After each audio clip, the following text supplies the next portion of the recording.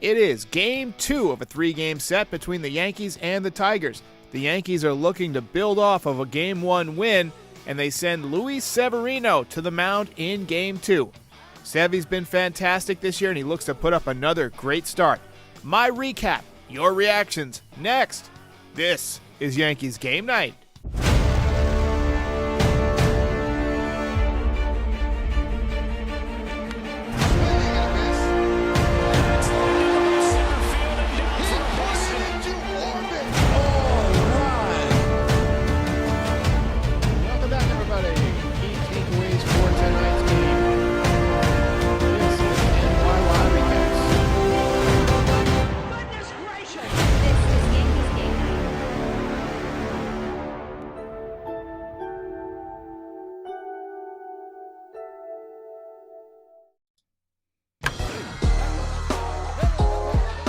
First place, New York Yankees, baby.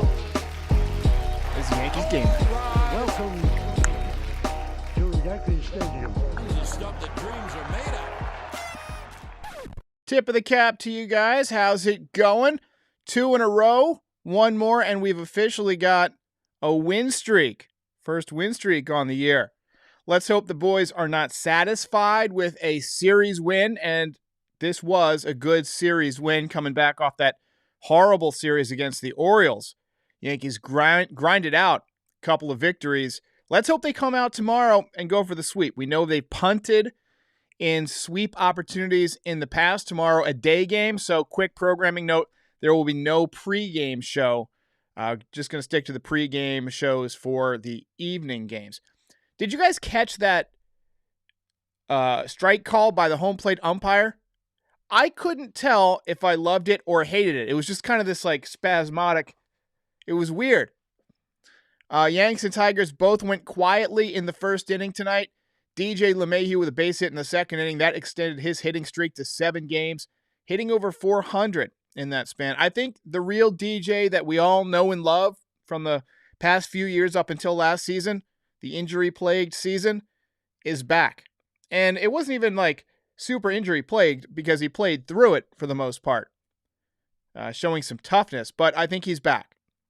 Miguel Cabrera picked up an infield single in the bottom half, hit number 2997. He was not done. Tigers go up 1-0 on a base hit, but Giancarlo Stanton threw a absolute laser beam to third base to gun down Cabrera. We've seen a couple of really good throws this year from Giancarlo Stanton in right field. I forgot how good his arm was and how accurate. He threw a nice one to the cutoff man a couple of days ago to hold a runner, ended up saving a run. IKF starting to heat up. He doubled to lead off the third inning. I love how he makes contact and immediately puts his head down and starts hustling. That's why they call him the Hawaiian Hustle, baby. Just makes contact, immediately puts the head down, just starts running as hard as he can. I love it. Aaron Hicks was in the leadoff spot again tonight. He got robbed of an RBI double by Spencer Torkelson, fun name to say. Not to worry, though. Aaron Judge picked him up and knocked in his second RBI of the season with a big double. Anthony Rizzo gave the Yankees a 2-1 lead with a productive ground out to first base with a guy on third. You got to get those kind of runs. I know it's not sexy, but that's what winning baseball teams do. And they did that tonight. Let's hope they can make a trend out of it. Cabrera picked up hit number 2998 in the bottom of the fourth. Severino seemed to kind of hit the wall in the fourth inning. He was cold, obviously, blowing into his hand, kind of fidgeting around the mound. He gave up another hit, another walk, wasn't really putting guys away tonight. And then with the bases loaded and 1 out, he escaped the jam with a line drive to shortstop and a strikeout. And we saw him get pumped up. I love how pumped up Luis Severino gets in big spots. I love to see it. He was grinding all night. He had a really easy 5th inning. He was done after 5. Final line for Luis Severino, 5 innings, 7 hits, 1 run, 2 walks, 3 strikeouts, 2.08 ERA for the season. Not too shabby. And I got to say, Nostraderic having a rough week. I predicted a win for Severino, and it was spoiled. He asked for 1 more inning, but Aaron Boone decided to go to Chad Green. But first, Anthony Rizzo made it 3-1 with his 4th home run of the campaign in the top of the 6th. Cabrera's 3rd hit of the night in the bottom of the 6th. gave him 2,999 for his career. He did not get to 3,000, but he might get it tomorrow. That's going to be must-see TV. Harold Castro spoils Severino's performance with a game-tying 2-run double off of Chad Green. Tough night for him. He was really the only reliever who didn't show up. IKF ripped a single to put the Yankees back on top. He's looking good going into the homestand. Average is up to 286. It was up to 294 before his last out. And also, the Yankees had 2 bunts in the 7th inning. Nice to see them adjusting to try and manufacture runs. We said it last night. There's an article by Passan. Home runs are down. They're down just like they were last year. I don't know if there's sticky stuff on the ball. There wasn't for Garrett Cole yesterday or whoever the Tigers starter was. But the Yankees not hitting a ton of home runs. Tonight they were able to manufacture runs. They did get the one big home run from Rizzo. Top 8, Rizzo picks up a leadoff double down the right field line. And then with nobody out, he steals third base. You don't think of him as a guy who steals third base, but he's been a pretty good base runner in this series. He scored behind, I believe it was Hicks on the pop-up from Donaldson yesterday, just hustling all the way. And then tonight, stealing third was big because he scored on a ground out.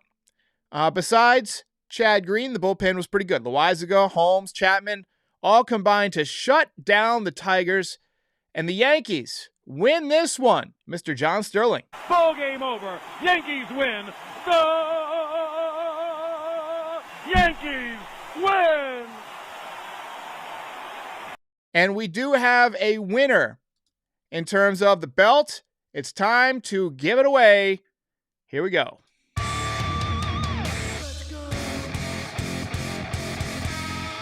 Belt winner. Anthony Rizzo picks up the belt. Just a good night. Like we said, good base running, big home run, productive out. Just a really, really good night for Anthony Rizzo. Jared Williams says Severino threw the ball at Grossman. Yeah, there was one where he was trying to throw out Grossman. It was kind of like a little dribbler, and Severino came off the mound and then just nailed him right in the back. So anyway, Martin Lasorsa, sounds like a new poster here, says Rizzo is becoming more so my favorite current Yankee slowly but surely. Hey, that's a pretty good take. He's been really, really reliable this year. I want to see him keep doing what he's doing. Keep running the bases well. Keep having productive outs when you make outs and doing what you can to get runs in. And, of course, the home runs. More of that, please. Let's see. Oh, yeah. And Eric C. says, great defense, too. He's been picking balls at first base all year. When he came over to the Yankees last year, he was pretty good on defense, but he had some rough times down the stretch after COVID. He had some tough games over there at first base, and I remember specifically coming on one of these streams and saying, I thought this guy was supposed to be a defensive stud. But this year, he's really picking everything over there. He's been fantastic. Round of applause for Anthony Rizzo. Giovanni Fabi says, what do you think of Gallo currently? I think it was a good night to give him a night off against the lefty.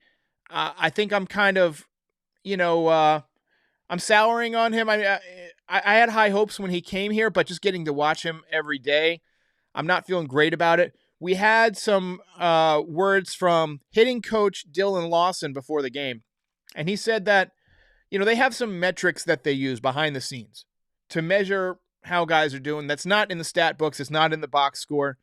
And he said some of the precursors, I believe is what he said, or that's what I remembered in my mind. Some of the precursors that happen before somebody gets red hot, he said, are starting to happen with some of these guys. Don't know if he meant Gallo, but let's hope so, because we need him. He's been about as ice cold as you can get. Another tough night for Gleyber Torres. Let me get up his numbers. He was 0 for 4. He is hitting 143, 491 OPS. And then Kyle Higashioka on his birthday, so happy birthday for Kyle Higashioka. Happy birthday! Went 0 for 2. He's down to 097. 30 says, woohoo, IKF, baby. Appreciate the dono. Dono hype. Jeremy Schatzer says, ump sucked. Red Sox are losing 6-1. More of that, please. Dion says Miggy will likely get 3,000 tomorrow and 500 home runs. I've watched his entire career from the time he was with the Marlins, and I've just got to say, one of the best hitters I've ever seen, especially from the right-handed side of the plate. I mean, typically left-handed hitters are more successful because there's more right-handed pitchers, you know? But he's just been consistent his whole career. I'm not even going to try and pronounce that. It looks like random letters. Says, do you think the Yankees should try and trade Gallo? It really depends on what they could get for him, but typically, if I was running the team, yes, sir, I would absolutely try and deal him. But the Yankees don't have really anybody to go to quite yet in left field.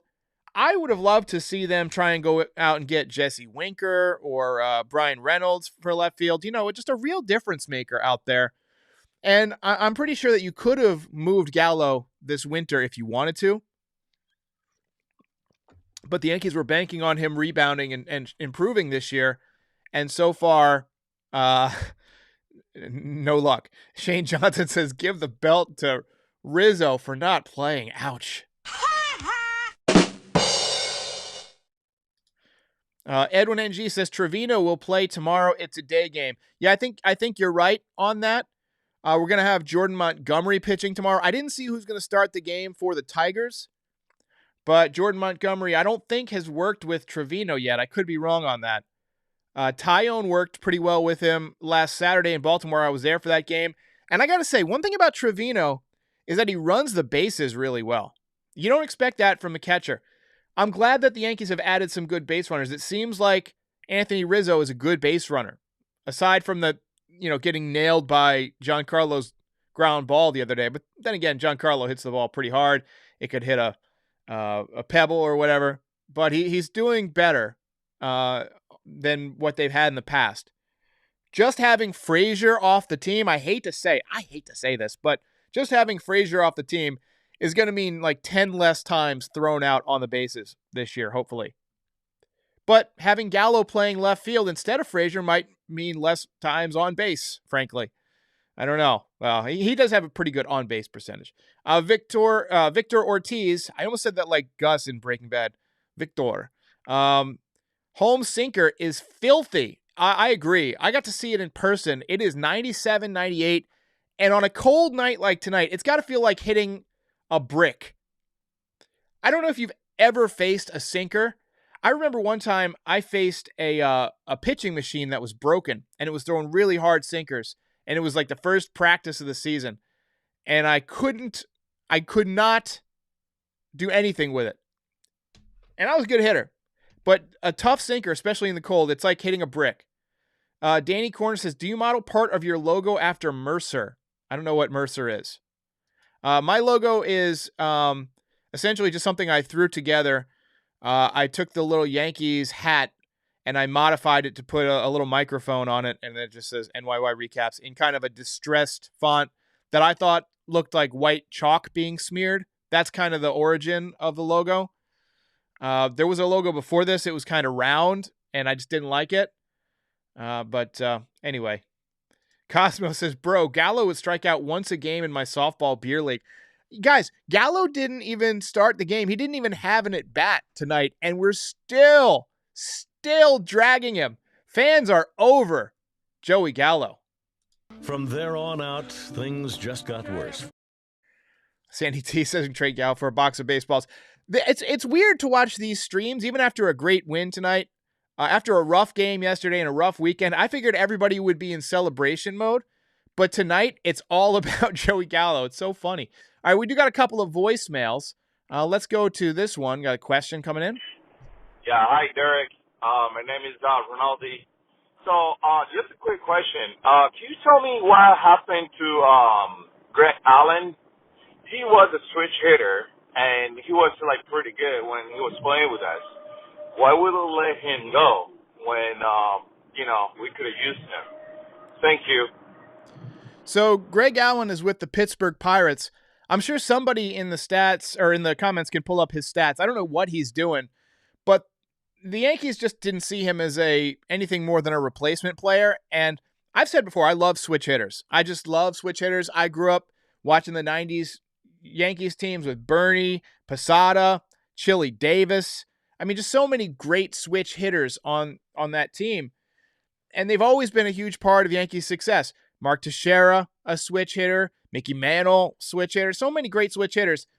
Now, Allen obviously not in the category of any of those guys, but a switch hitter does give you an advantage because he takes away moves from the opposing manager if he's a frightening bat. The Yankees must not have felt like he's a very frightening bat. I thought he was a good defender. I thought he had some success and added some energy to the team. So I would have loved to have seen them bring Greg Allen back as a fourth outfielder, but alas, no can do. Tyler says, put Andujar in left field. Somebody get me Andujar's stats, too. I haven't looked up to see how he's doing in AAA.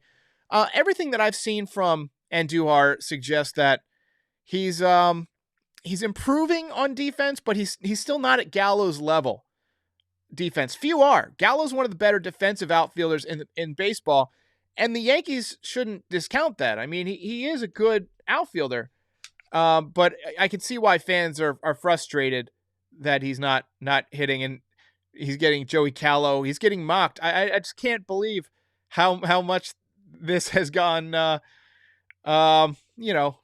into a downward hating on Joey Gallo spiral. Let's see.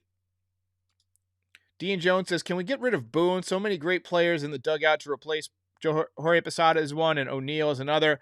O'Neill is never going to leave wherever he's at, Studio 21.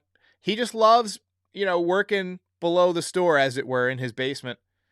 And I don't think you're going to have any luck ever getting him to leave. He's very comfortable there.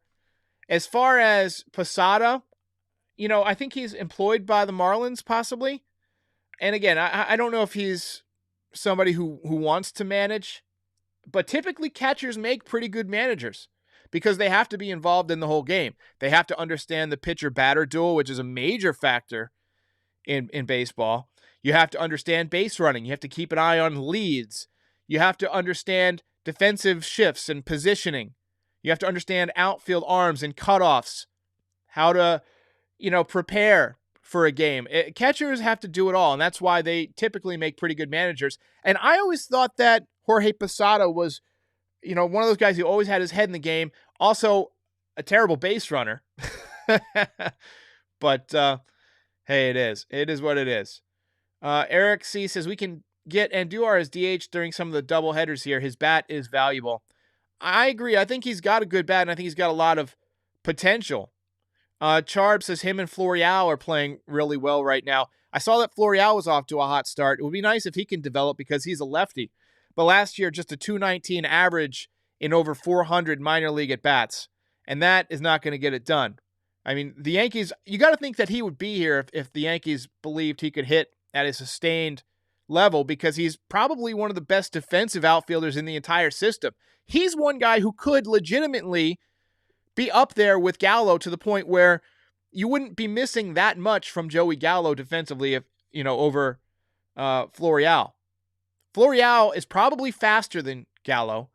Gallo's probably got a stronger arm. I don't know, what Florial's arm looks like. We haven't had a chance to see it much, but he glides. He glides like Bernie Williams. And I've always thought he had a good swing. He's a big kid. He swings a big bat. So if he connects, he's got power. We saw him just barely get a hold of one last year and hit his first major league home run. Dion says he'd like to see Florial sooner rather than later. I think you will see him at some point.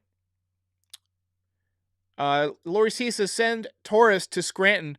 As you see in the box score, 0 for 4 tonight once again. 2 runners left on base for Gleyber Torres.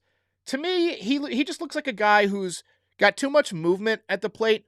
You watch other hitters, and then you watch Gleyber Torres, and he's got a very unorthodox style.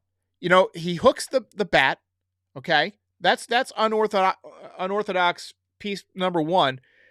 And then he kind of lowers his whole body and punches at the ball. Unorthodox part 2. And I think that when you have that many moving parts, it can be really tough to get a consistent swing together. You might occasionally run into one, and that looks good once in a while, but on a consistent basis, there's too many things that can go wrong. That's why I really, really like guys with simple approaches at the plate. DJ LeMahieu's got a very simple approach. Just nice high hands, not a lot of movement, and then just throws his hands at the ball. Aaron Hicks from the right side of the plate, very similar. Just throws the hands at the ball, not a huge leg kick. From the left side, he's got a big leg kick. Victor says he had the same movement in 2018, 2019. Very true, but the league has had time to adjust. They might have figured out that with his movement, he can't hit in certain spots. I just don't know. I don't know. Mike D says Hicks looking really good, surprisingly. If you ask my buddy Tom, he's been on the Aaron Hicks bandwagon for a few years. He's not surprised. I'm a little bit surprised that he's bounced back as well as he has. But he's always had those consistently really strong at bats where he, even if he makes an out, he'll see 5 pitches. So there's a lot to like from him. I don't think his arm is still fully back, but he's running the ball down very well. He's moving very well. He looks like he's in great shape.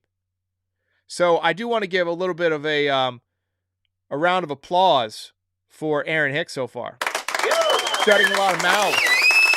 Silencing a lot of hitters, or haters, rather.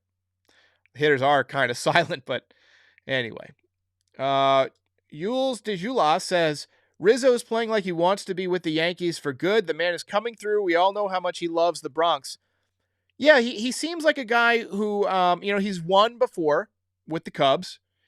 He knows how to win ball games. He knows that you can't just sit back and wait for the home run. You saw when he was up with nobody on base, he was taking a much bigger hack than he was when he had a runner on third and less than 2 outs. And he just needed, as you see on the screen there, just needed to get the ball in play. And that's exactly what he did. By the way, how do you guys think that Luis Severino looked tonight? He didn't have the overpowering, dominant stuff, but, he got it done. He grinded 5 innings. I mean, he hit too many bats, 7 hits. 2 walks, so 9 base runners in 5 innings is not ideal. Probably could have gotten a win had it not been for Chad Green having a rough night. But I feel really good and really confident about the Yankees pitching right now. I still believe Garrett Cole's going to get it back together. And if Severino can keep pitching like this, there's your 1-2. There's your 1-2 in whatever order you want to go with. And we cannot forget about a guy who's still mystifying hitters all over the league. Nestor Cortez Jr. 0 runs so far this year. It'll be interesting to see how that develops. Is he still the same pitcher in August that he is right now? That'll be interesting. But right now, I'm a believer. Pedro says, Sevy battled. Dominic Inglesi says, love his enthusiasm, though he wanted to go another inning. Yeah, let's go ahead and give him a round of applause for wanting to go another inning. I love it when guys don't want to come out. He wanted to be in there and be a part of the action. He's not going to run away and hide and take his 5 and fly, as they call it. Fantastic performance, I think, to grind it out. Was not his best outing, but he looked good. THG just says, nasty Nestor. I tell you what, I'm becoming more and more of a believer in Nestor Cortez because he's not doing it with pure stuff. He's pitching. He's a pitcher in the true sense of the word. And that can be, applicable to pretty much any team. I mean, you can beat the Blue Jays, you can beat the Braves, you can beat the Dodgers if you pitch well. If you just have a 100-mile-an-hour fastball, you're going to make mistakes. But he's really pitching in and out, up and down. He's throwing more cutters. I think his cutter is really nasty. He's basically become a 26-year-old version of Andy Pettitte. And we say that about every lefty that comes through the system. Oh, he reminds me of Andy Pettitte. But if you're a lefty and you're throwing cutters and backdoor sliders and breaking balls in the dirt and spotting your fastball, that's how Pettitte did it. And that's why he was so good and so successful. Dion says Michael Pineda pitching tomorrow against the Yankees. I loved Michael Pineda for approximately his first 5 starts. that when he first came back from that injury, he dominated. But then the next year, he was just a home run machine, and I was ready for him to Get go. off my bridge! New York Yankees in first place tonight with this victory. Lori C. says, first place, let's hear it for the New York Yankees. Little round of applause, final round of applause for the night. William M. says, the Nestor stash, baby, the power of the Nestor stash. I love his mustache. It takes a lot of balls to rock a mustache these days. Balls of steel. Dominic Inglesi says, let's take another moment to appreciate the dominance of Clay Holmes. He's untouchable. And I was talking about this earlier. I saw him in Baltimore, and his sink that he gets on the ball at 97, 98 miles an hour is unreal. You can see why the scouts wanted this guy. I was sitting essentially at like a perpendicular position to home plate. I was essentially lined up with the back of the right-handed hitter and the front of the left-handed hitter in the inning that he pitched. I was taking some photos. It wasn't where I started sitting, but it was where I ended up sitting. And you could really just see the depth that he got on that sinker, and it's coming in so quick. I don't know how anybody hits it, ever. Dangerous D says Nestor is the next Kershaw. I don't know if you're being facetious there, but I hope so. A strong force of attraction. Mark Lieberman says, is Stanton trying to catch up with Gallo? Stanton is streaky. We know this. He's struggling a little bit right now, but when he gets going, watch out. That's how he rolls. He won't hit home runs for like 7 or 8 days, maybe 10, and then he'll hit 5 in a week. And that's how he rolls. He just has to get into that rhythm where he's getting underneath the ball. He's hit some balls hard in the series. He had a hard line drive up the middle yesterday. I feel really good about Giancarlo Stanton, despite kind of a rough night from him. 0 for 4 with 3 strikeouts tonight. He's down to 234, 628 OPS. But we saw at the beginning of the season. I mean, Giancarlo's going to be there. I just think Giancarlo is a guy who doesn't really love the cold earlier in the year, but seems to have no problem with it in October. All right, guys, I'm going to call it a night. Thanks to everybody who joined. One more time from Mr. John Sterling. Ball game over. Yankees win. The Yankees win. No pregame tomorrow. I'll be back with the postgame. Have a wonderful evening. We are over the hump Thursday tomorrow.